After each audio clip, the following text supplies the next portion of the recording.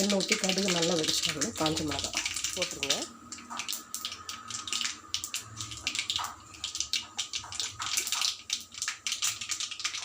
வெங்காயம், வெண்டைக்காய், தக்காளி.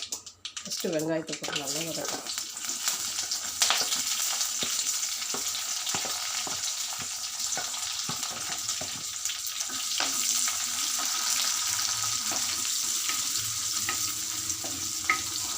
வெங்காயம் கருவேப்பிலை ரெண்டு நல்லா வதங்கணும். ப்ரௌன் கலர் ஆகிறது வரைக்கும் நல்லா வதக்குங்க. வெண்டைக்காய் சேருங்க.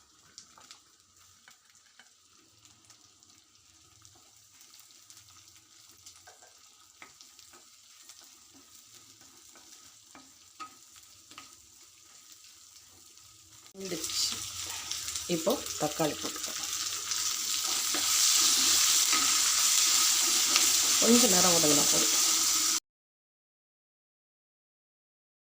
உருளைக்கிழங்கு, மஞ்சள் பூசணிக்காய், கத்திரிக்காய், புடலங்காய், கொத்தவரங்காய், முருங்கைக்காய், கேரட் எல்லாத்தையும் போட்டு புளி தண்ணி கொஞ்சம் சேர்த்து உப்பு போட்டு நல்லா வேக வச்சுருங்க.